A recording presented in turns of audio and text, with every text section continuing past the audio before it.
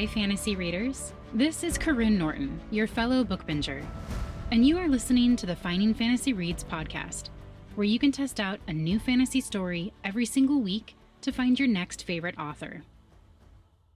Today's story is full of sailors, stowaways, and smugglers. It's written by Dalton and Emily Bequette, a husband-wife writing team who often debate whether Harry Potter is a magical attempt at Star Wars. With a meet-cute as beta readers, it is no wonder they went on to take their love beyond the page with their epic YA romantic fantasy, Flameheart. Stick around to the end or check out today's show notes to see where you can find more from the authors. For now, please enjoy Misdeeds on the High Seas by Dalton and Emily Bequette.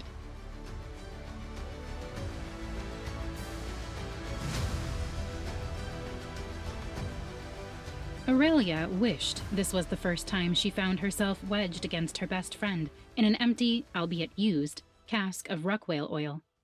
Unfortunately, it likely would not be the last. A dense, pungent aroma saturated the air. It was an effort to breathe through her mouth, knees drawn tight to her chest with her toes having gone numb an hour ago. At least, she thought it was an hour. Could have been longer, given that her stomach was reminding her to eat again. She'd hopped into this giant cask on the dock after Casey had dragged her from a perfectly good salmon biscuit. If she saw the meal now, it'd be too soon. I'm going to be washing this reek from my hair for a week again, Aurelia soured, fidgeting beside Casey. Her elbow dug into his side, and not because of the tight confines they had found themselves in. Through the cracks of light between the wooden boards, Casey's teeth glinted in a smile. For one, it was only 5 days. How would you know when I was the one stuck for 2? He continued, his elbow landing in the soft space between her ribs. I happen to hear it's very nourishing for frizzy hair. A mumbled curse told Aurelia she'd successfully found his nose to flick. My hair isn't frizzy, it's curly. Tell that to the tumbleweed rolling out of the Rangers Guild barracks this morning.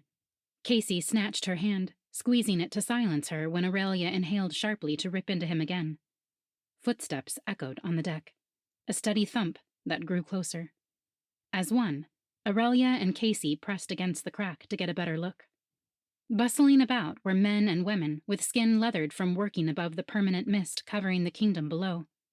A high sun beat down on the deck, casting shadows of ropes and canvas sails over the sailors as they worked to haul in their catches. Nothing out of the ordinary. Well, apart from what was inside one particular catch. Amidst quivering teal-sif cod, bright blue tails and fins flapping as they struggled to breathe, was a man. He strained against the net, coughing so hard several fish leapt from his lap. Sailors rushed to wrench open the net. They didn't even seem impressed by the large score that Aurelia knew would earn a sizable commission in the Market Guild's fisheries. You idiots! My record was 10 minutes, not 15.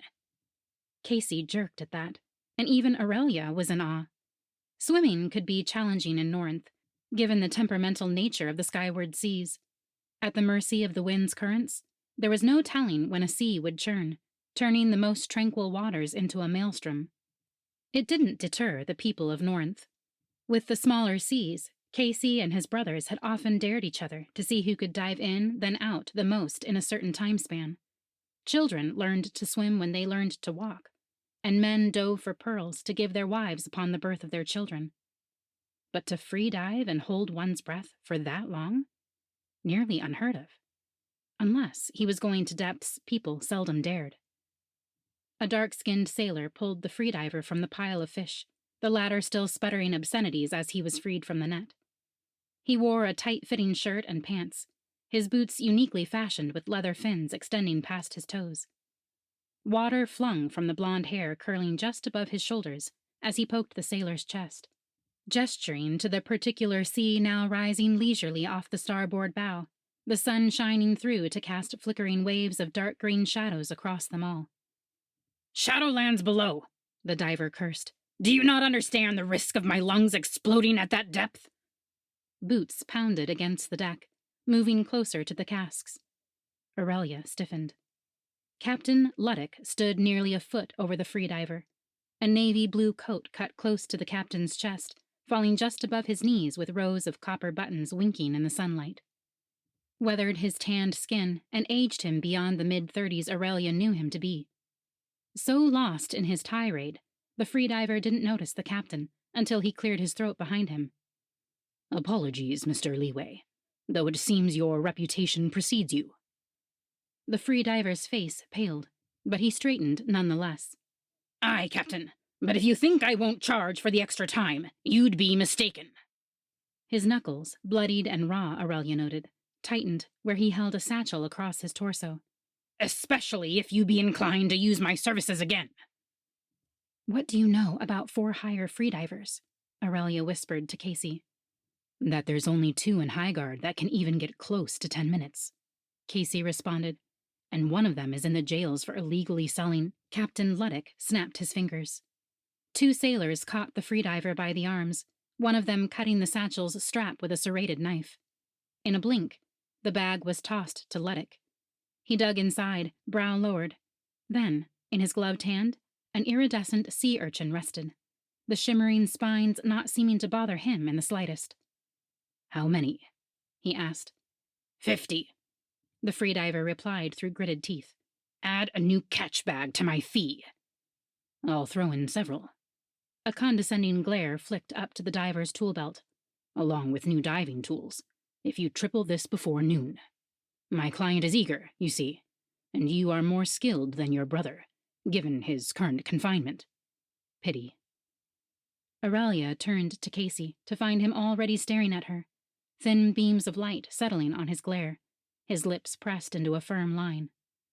Those urchins were exceedingly rare, since hardly anyone dove deep enough to find them. Not only that, but they produced a paralyzing toxin. Luddick knew someone willing to purchase 200 urchins worth of poison. Granted, the right dose was also a highly effective hallucinogenic, but Aurelia wasn't sure which purpose made her stomach turn more. Negotiations continued, the captain leading the freediver, now released from his sailor's grip, below deck.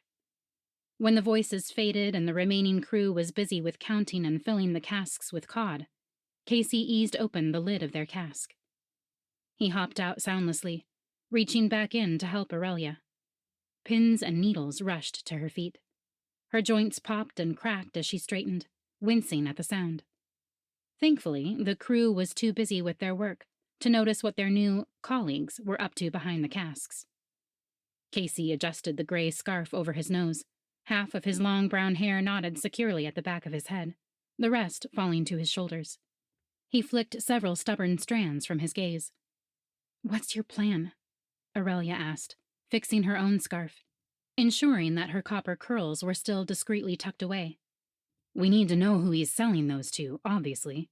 And obviously that involves some stealth on your part. I got us here, didn't I? Now," Casey's voice dropped with a frown, drawing his finger to his lips in a demand for silence. Again.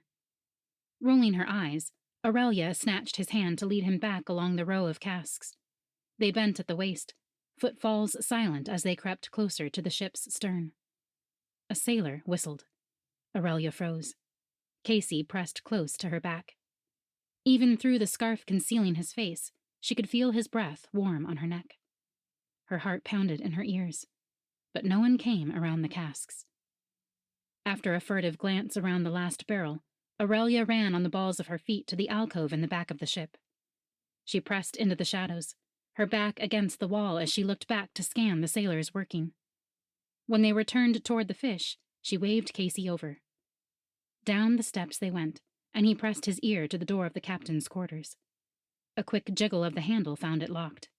"Your delicate skills are needed, my lady." She glared. He knew she hated that title. "Say it again, and I'll stab you with my pick." "It's always violence with you." Urgent, Aurelia got to work. It took only a couple of minutes to pick the lock, and they were inside. Gabled windows gave a perfect view of the floating seas, like an expanse of marbles in varying shades of blue and gray, suspended in the sky. A desk sat bolted to the wall, papers piled precariously with several charting instruments and inkwells scattered about. Casey was already flipping through them, eyes roaming over the words, trying, like her, to find anything about who wanted to buy so many urchins. Tossing aside a pile, Aurelia went for the drawer. Locked. Anyone this paranoid clearly had too much to hide. Crouching, her picks nestled into the lock. Several heartbeats passed before it gave with a gentle snick. She pulled it open, finding a leather record keeper inside. As she straightened, Aurelia opened it. Then she stilled. "Casey," she breathed, "you need to see this." He was at her side in an instant. When he read over her shoulder, Casey cursed. Line after line, transaction after transaction. Hefty sums. Luddick was well on his way to retiring early. "What do you think the code is?"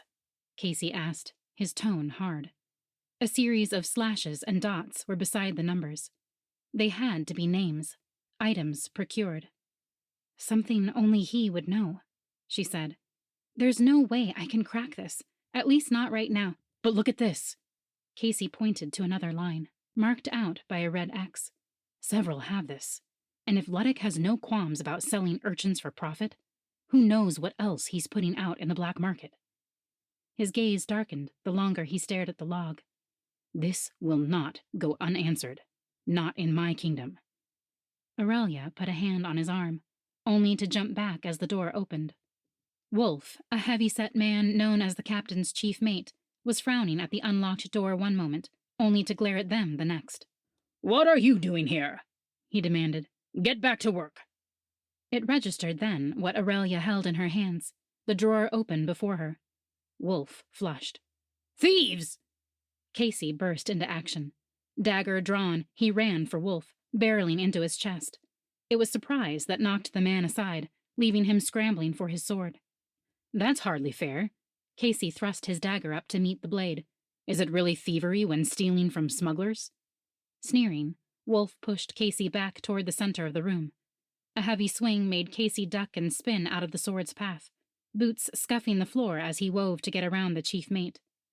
Aurelia, the log forgotten, ran to get behind Wolf while his focus was on Casey.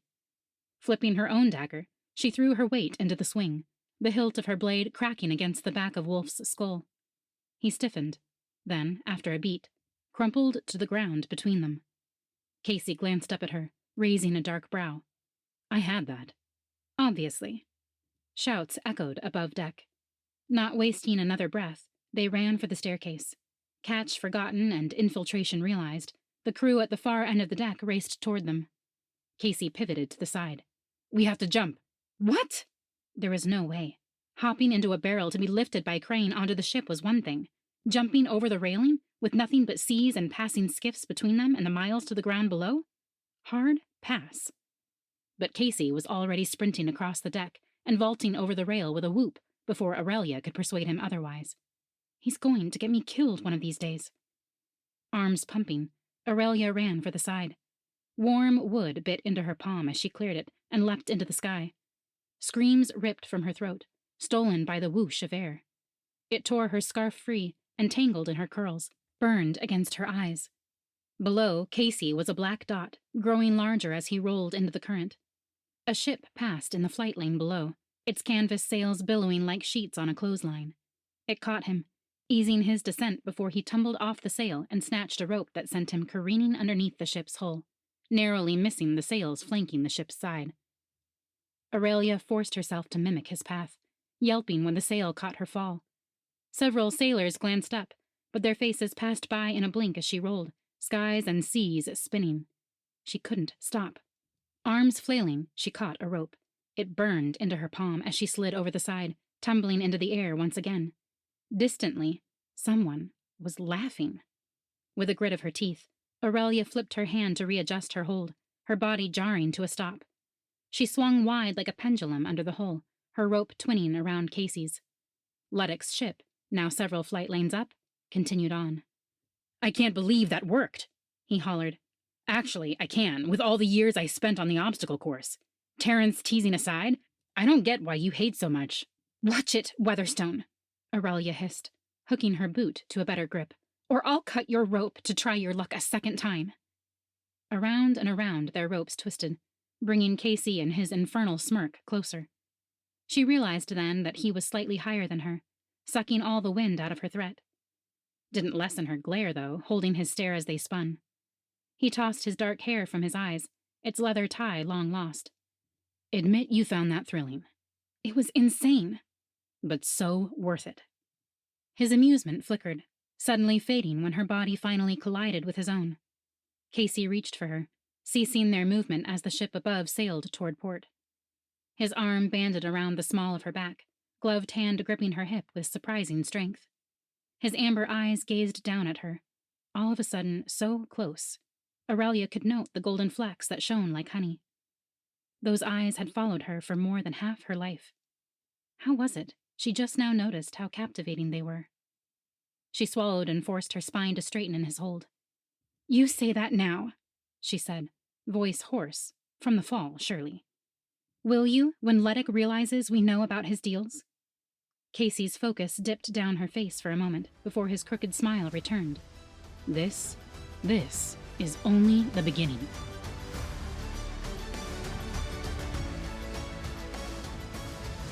I hope you enjoyed listening to Misdeeds on the High Seas by Dalton and Emily Bequette, narrated by Karyne Norton. If you want to read more by Dalton and Emily, go to linktr.ee/DE-Beckett to download this short story when you sign up for their newsletter. You can also continue to read Aurelia and Casey's story in Flameheart, which is out now where books are sold, including on audiobook and in Kindle Unlimited. The sequel in the trilogy, Ashfall, will release in July 2026 with Quill and Flame Publishing House and in audio with Tantor Media. ARC applications will open spring 2026. I'll have a direct link for their site in the show notes. If you're enjoying listening to Finding Fantasy Reads, please consider leaving a review. Reviews help me know how to improve the show, whether it's to keep the things you like or get rid of the things you don't, and it helps new listeners find the podcast.